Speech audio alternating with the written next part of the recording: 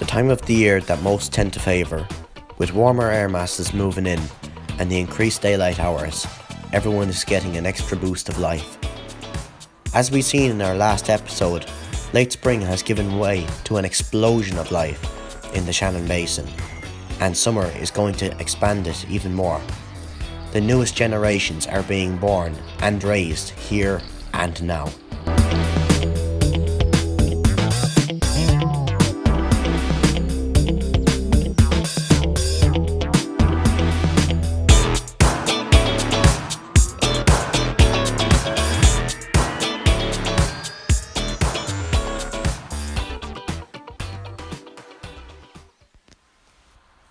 Pheasants are our first animal we'll take a look at. Pheasants breed in late spring to early summer. As with nearly every species living, the male will follow the female around, trying to court her and impress her. He does so with his impressive, colourful feathers he has, and leading her to his best feeding grounds. The male pheasant is not a loyal fodder though. They'll breed with more than one hen, and it's up to them to raise the young then.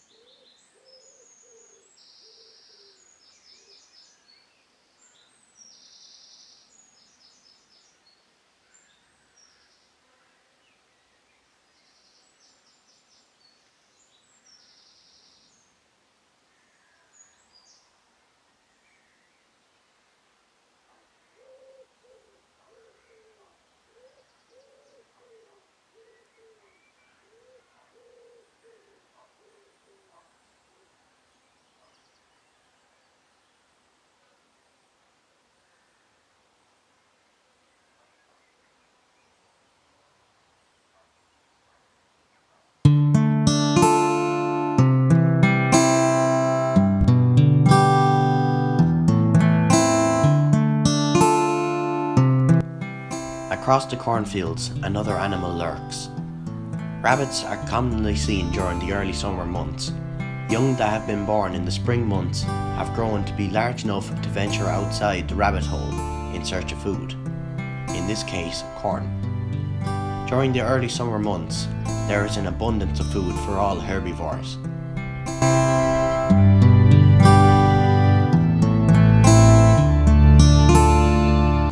Rabbits will travel in between woodlands and open grasslands for food and eat almost any plant available in the region.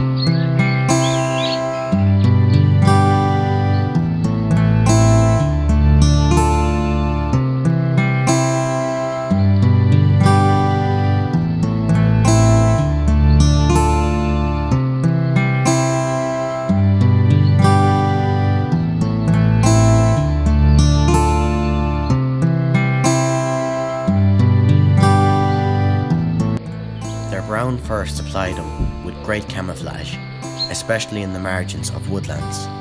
For extra precautions, rabbits generally live in colonies, and one is tasked to keep a lookout for predators. This lessens the chance of getting eaten and enlarges the chance of survival for each individual rabbit.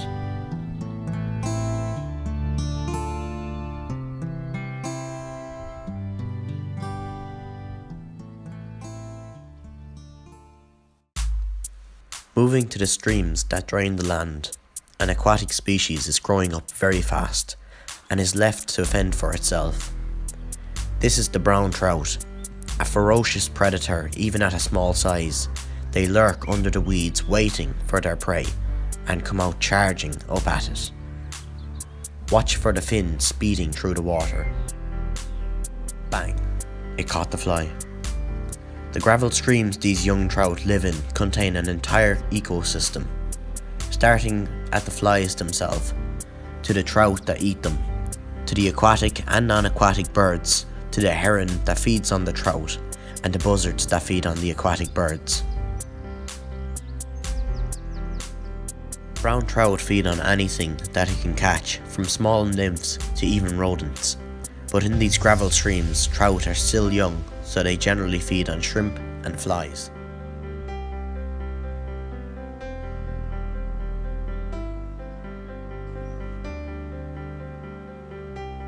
It doesn't take me long to catch one of the trout to show you the beautiful markings on these extraordinary fish.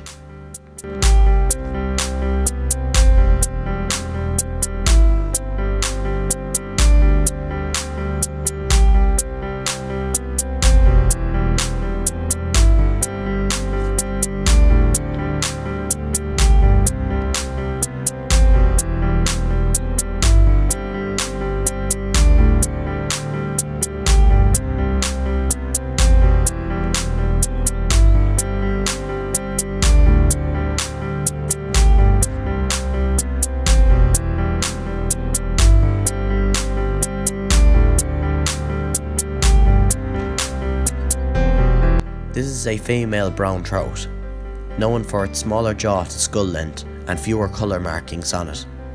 Males have a lower lip upcurve and are marked with many red spots.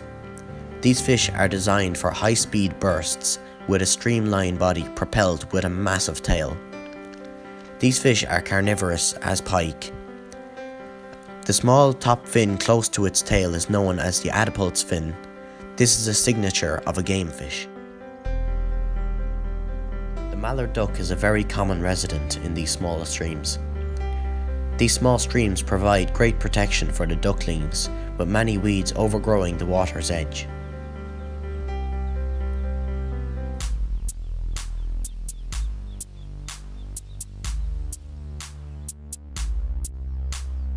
Life is also thriving by the lakeside.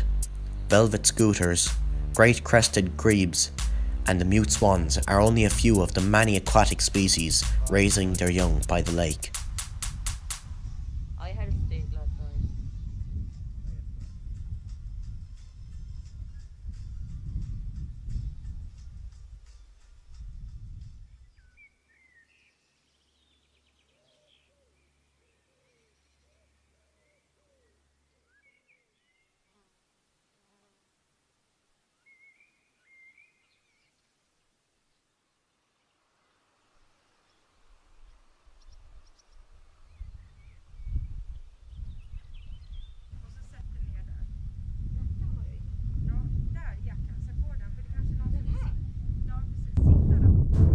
Moving to the peatlands of the famous bog, an array of life has sparked up here, from flora to fauna, all in a mad scramble to grow up.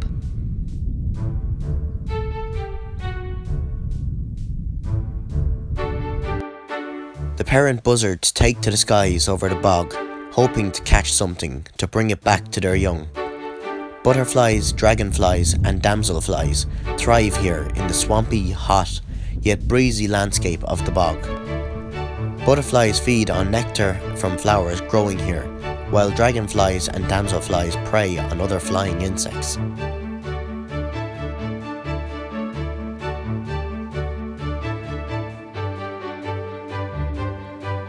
As we look to the water, the newest generation of minnows and shrimp are thriving where the water has current. This highly oxygenated area churns up the drain bed, dislodging any hidden food. Shrimp and minnows aren't the only aquatic species here though. Tadpoles are thriving in the bog drains. As the summer goes by, these tadpoles will mature into frogs and move up a few steps on the food chain. Until then, they are very vulnerable and few will make it to adulthood. As the summer heat intensifies, the bog absorbs a lot of heat and dry grass can set alight. This can bring about the destruction of many wildlife homes and deaths of many animals.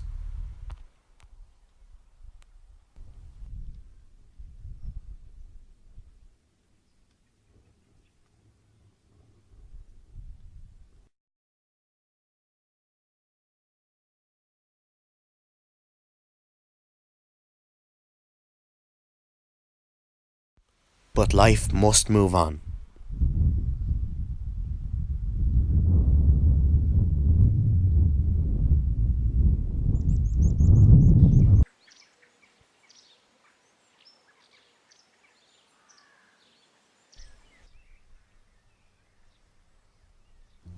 Finches, swallows and wagtails all breed and have their young during the summer. This is a pair of blue tits building their nest for their young. As seen, they found a small crack in the gable end of a roof and are dragging moss into it to build their nest. By the end of the summer, their chicks should be raised and have taken to the air.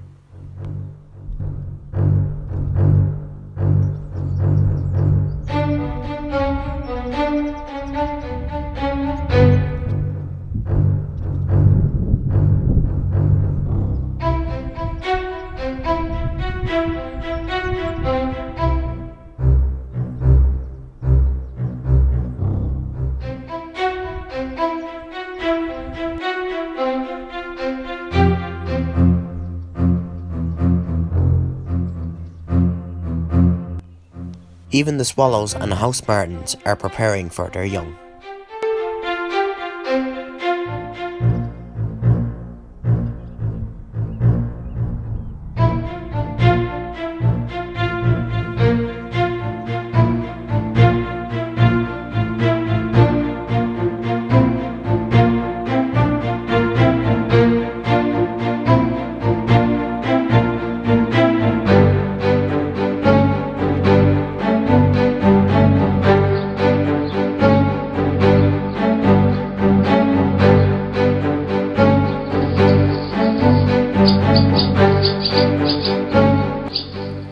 Unlike pheasants, both male and female swallows bond together for life. This means the male will help raise its young. This starts with the incubation process. Dad sits on the eggs while mum gets food, and after a while, vice versa. Swallows have to keep moving the eggs and moving around as well to ensure each egg is kept warm to maximize survival.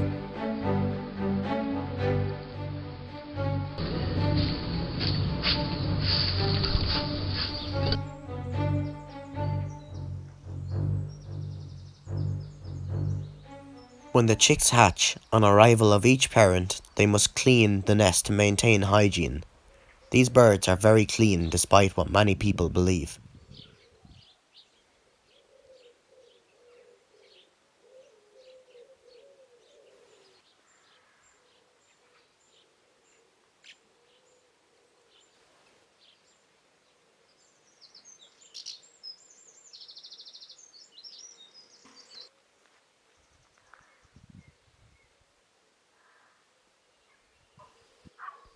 These are very social birds as well, playing and hunting insects together in groups to maximize the catch to feed their young.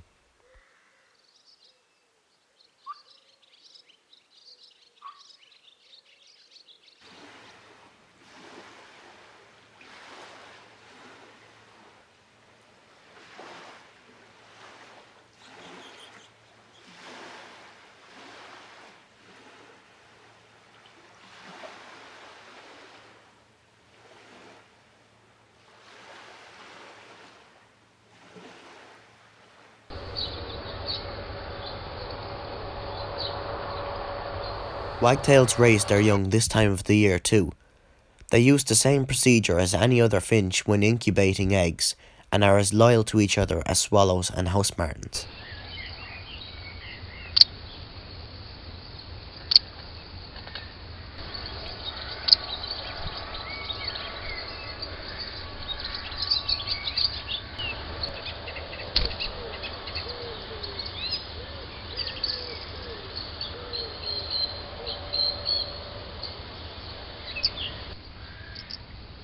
Not before long, the eggs hatch and the young begin growing. This is a time now that both parents have to work really hard all daylight hours, till the young are raised, to catch food to keep their hungry little stomachs at peace.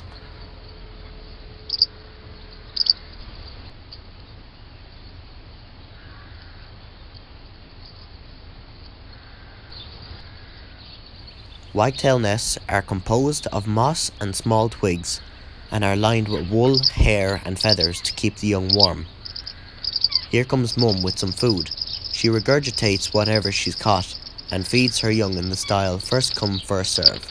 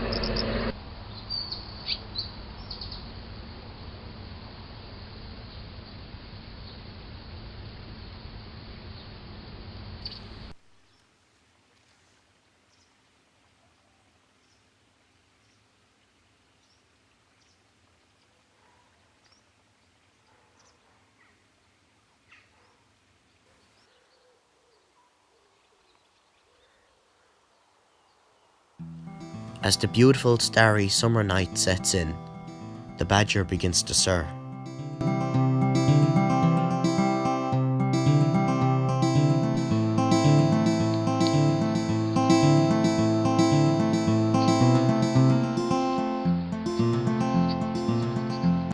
After a long day's sleep, the badger's instinct tells it to go up and hunt for some food.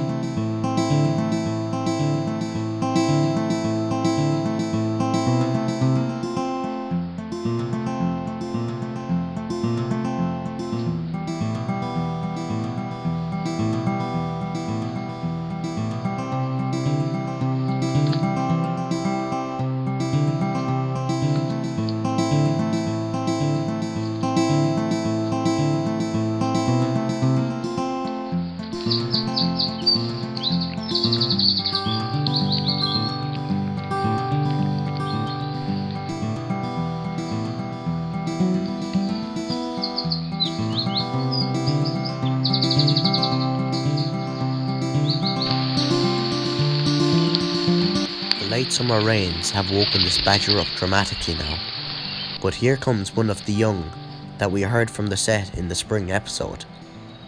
It has grown large in the short time since we last seen it.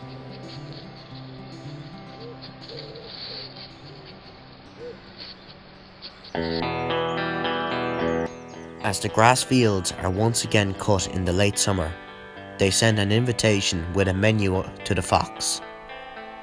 An easy meal is to be gotten here.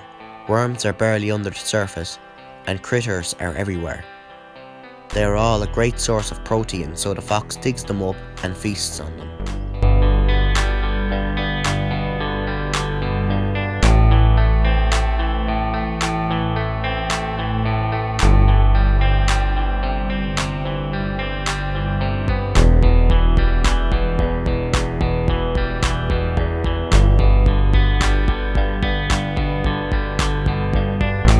The fox uses its extraordinary sense of smell and hearing to locate the insects and once again returns home with a full stomach.